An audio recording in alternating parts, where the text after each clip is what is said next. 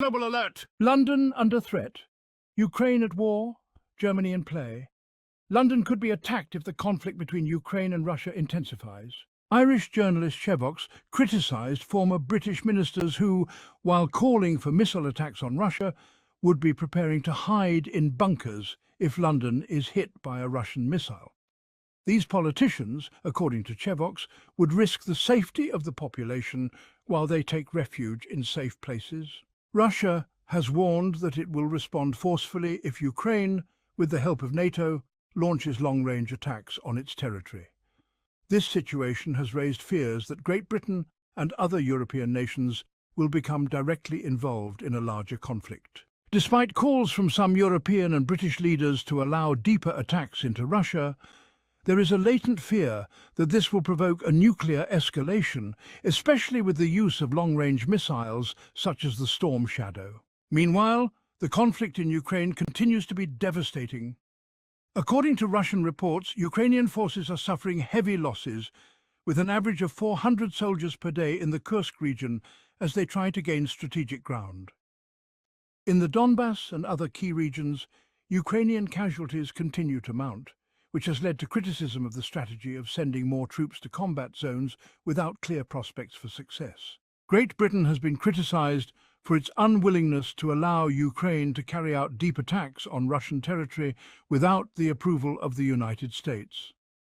This reflects a lack of military independence and highlights the dependence of European allies on US decisions. On the other hand, Boris Johnson, former British Prime Minister, has urged Germany to reconsider its refusal to supply long-range Taurus missiles to Ukraine.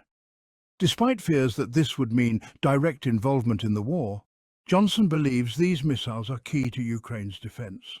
However, Germany has been cautious, aware that an escalation in the conflict could have catastrophic consequences. As for Russia, President Putin has decided to increase the size of his armed forces to more than 2.3 million troops, indicating a preparation for a protracted conflict. Meanwhile, the United States and its allies appear increasingly divided on how to handle the war in Ukraine and the growing threat of a wider conflict.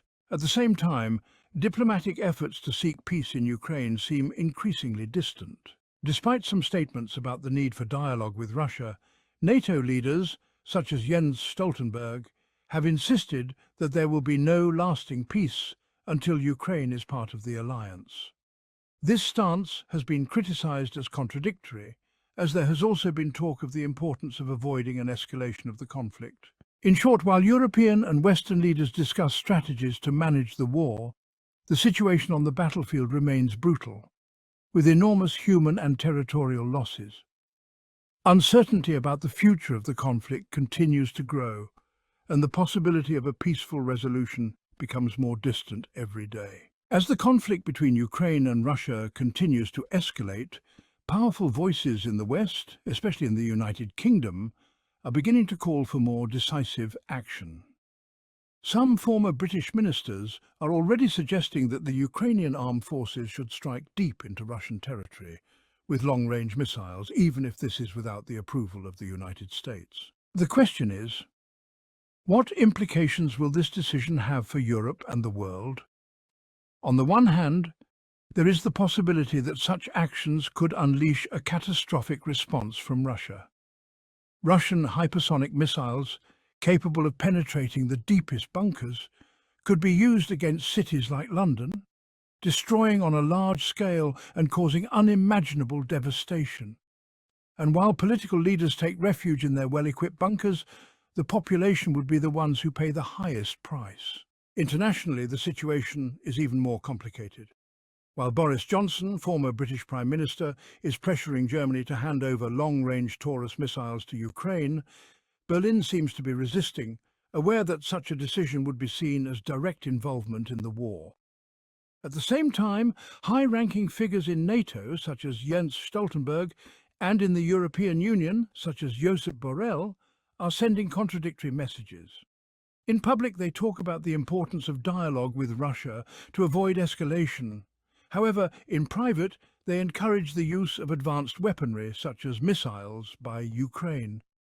The ambiguity of these leaders raises doubts about the West's true commitment to peace. Ukraine, for its part, has received a huge amount of military support from the West, including sophisticated tanks such as the Abrams. But the reality on the ground is much more complicated. According to some experts, such as Brandon Weichert, Ukrainian forces are not adequately trained to handle this type of equipment, which significantly reduces its effectiveness. And while many tanks have reached the battlefield, it is said that some have been hidden instead of being used, showing the lack of preparedness in handling these advanced systems. On the Russian side, Vladimir Putin continues to reinforce his armed forces. The so-called Great Meat Grinder in the Kursk region has inflicted heavy casualties on Ukrainian troops. But despite this, Ukraine continues to send soldiers to the front line. The sacrifice of life seems endless as the conflict continues to burn with no clear solution in sight. Putin is prepared for a protracted conflict, and he has made this clear with the increase in the number of troops in his armed forces. It is important to note that although the West hopes that attacks on Russian soil will undermine the morale of the people, the reality seems to be different. The attacks on Russian territory, far from demoralizing the population, have had the opposite effect, uniting Russians more closely around their leadership. Each attack only serves to consolidate domestic support for Putin and strengthen the patriotic spirit. The worrying thing is that while these tensions continue, the West and NATO seem to be caught in a dangerous balancing act. Provocations are piling up. However, despite calls from some quarters for the UK to become more directly involved, the fear of massive retaliation by Russia remains a deterrent. And although Ukraine continues to receive weapons, the effectiveness of these deliveries is questioned. The West seems to be taking a step towards conflict, but always with one foot back, seeking to prevent the red lines from being crossed definitively. Thus, the current situation is a cocktail of miscalculated decisions, potentially devastating threats, and a number of international actors who seem more concerned with their own interests than with ending the conflict. With each passing day, the clock of war keeps ticking, and fears of a nuclear escalation, once unthinkable, now loom on the horizon.